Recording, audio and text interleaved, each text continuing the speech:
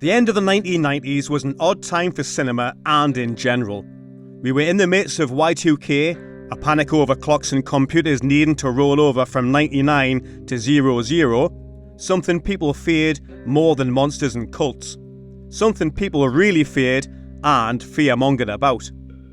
It was expected to be something of an apocalypse by some, so of course, Hollywood ran with it.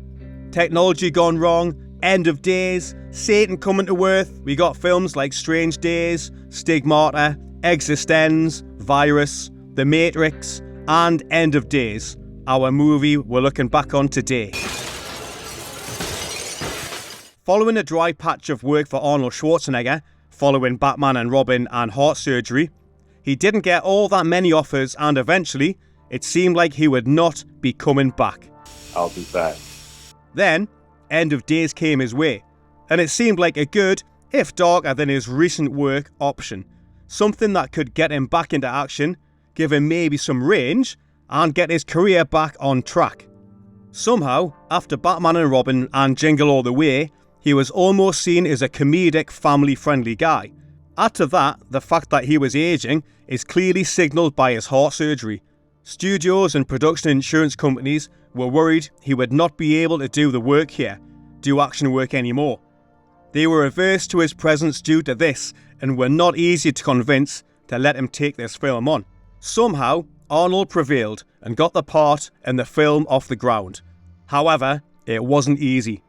Between director changes, cast changes, and a reshot ending to please test audiences, the film had a lot going against it. In fact, to this day, it's not exactly beloved, but it is worth checking out. The film has a long and complex history, so we shall condense it to the most important bits.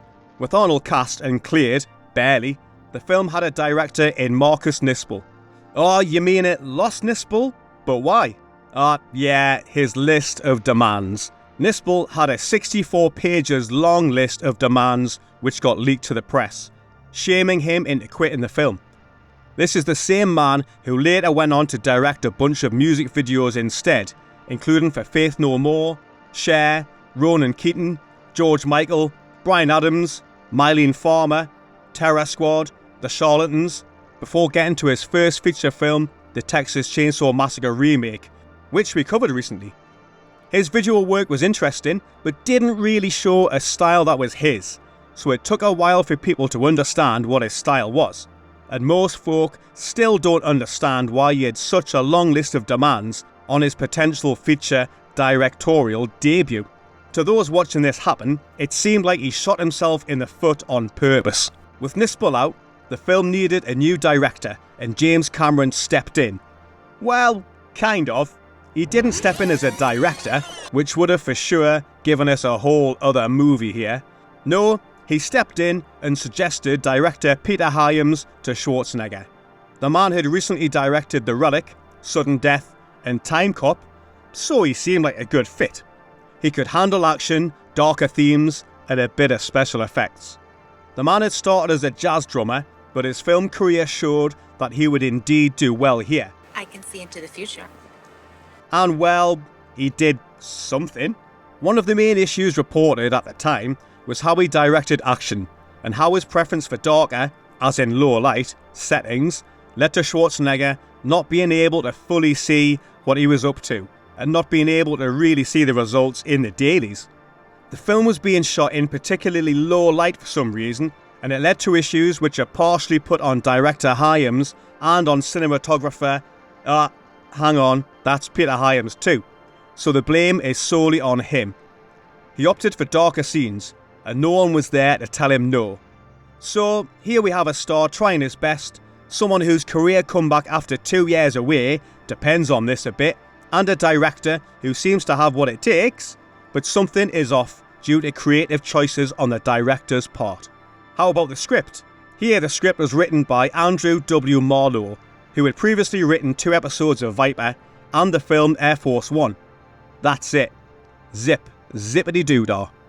While Air Force One was a good sign, there was a definite lack of experience here, unless he had a bunch of uncredited work floating out there.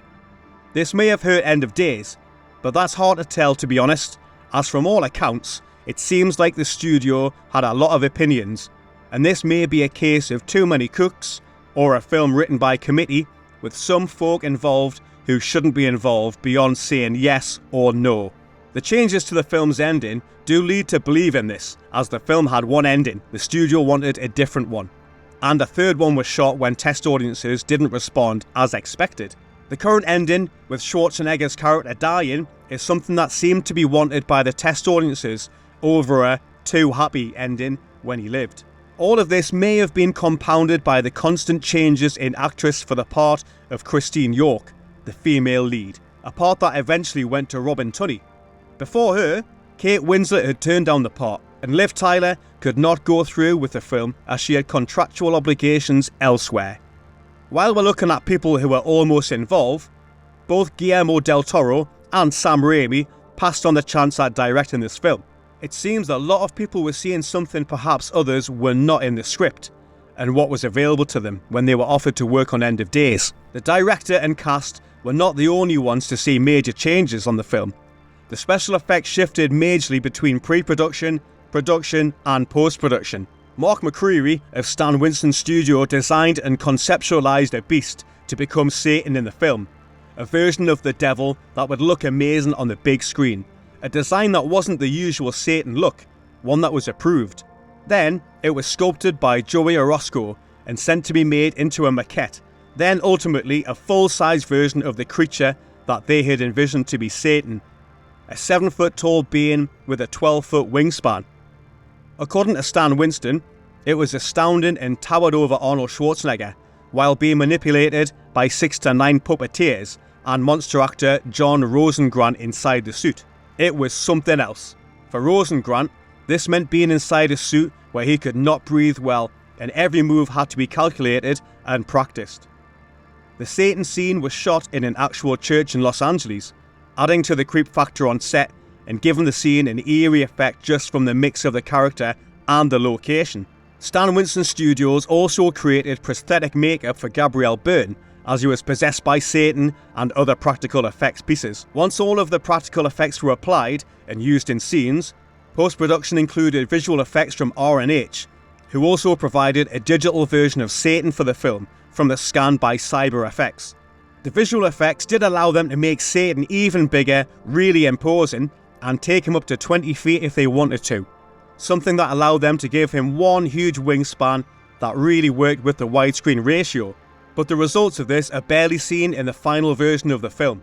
Another aspect of the film that was done in CGI were that some of the backgrounds were added after filming, so that they could save time and money filming in Los Angeles, standing in for New York City, and add the buildings in after the fact. This also gave the film a particular look, one that some loved and others hated. Unfortunately, as it is a 1999 film, some of the visual effects here have, well, not aged well. At the time, they may have looked cool, but a quarter of a century later, not so much. Of course, the previously mentioned darkness of the set and cinematography hid more of these practical and visual effects, something that is frustrating and a blessing at the same time at this point. There was a lot of talent in the effects department, but age has not been kind to the results. Now, how expensive was all of this? From the difficulties casting to the additional visual effects to change things at the last minute, the film had a large budget to the tune of around $100 million, which then ballooned up to $160 million once marketing and publicity and all that good stuff came into play. The film was released on November the 24th, 1999, to get that end-of-year movie-going crowd, hopefully staying in theatres long enough to make it as close as possible to New Year's. It was also released the day before Thanksgiving weekend, giving it an extra long weekend to make money. So, how much did it make? The box office total was disappointing to say the least, with a total of $66,889,043 in the US and $212 million worldwide. It was a failure with such a high budget. It was a gamble, and the gamble didn't really pay off. The box office for Thanksgiving weekend in 1999 had an interesting mix of film, and End of Days came in second, behind only Toy Story 2, which was expected to be a juggernaut of a film, and was squarely aimed at a different audience. Toy Story 2 was in its 6th week of release, and it made almost double the box office of End of Days. However, securing the 2nd spot was still a decent achievement. However, which other movies made money that weekend? Number 3 was The World Is Not Enough in its 6th week of release. Number 4 was Sleepy Hollow in its 6th week as well. Number 5 was Pokémon the first movie in its 15th week of release. These were followed by Dogma, Anywhere But Here, The Insider, and The Bachelor. The only other brand new film that weekend was Flawless, which came in at number 13, barely scraping by. Thanksgiving weekend is often a solid weekend for films and box office numbers, but family-friendly fare seems to do best. Now, let's take a look at how the film actually did with the critics. Well, it was abysmal and still is. According to Rotten Tomatoes, if the stats from that website hold any weight for you, the film has a disastrous 11% from critics, with most of them calling the film a dud, repulsive, idiotic, one of Arnold's worst performances, never interesting, silly, hooey, and then some. To say the majority hated it upon release and still seem to hate it would be an understatement. But what about the general public, those who pay to see the movie? Well, the film did just a little less poorly with them, scoring an average of 32%. Some loved it and called it their favourite Arnold film. Some hated it with a passion, calling the film a much worse thing than what the critics said. At this point, it seems the movie is slowly building its fan base, but that may be 24 years too late.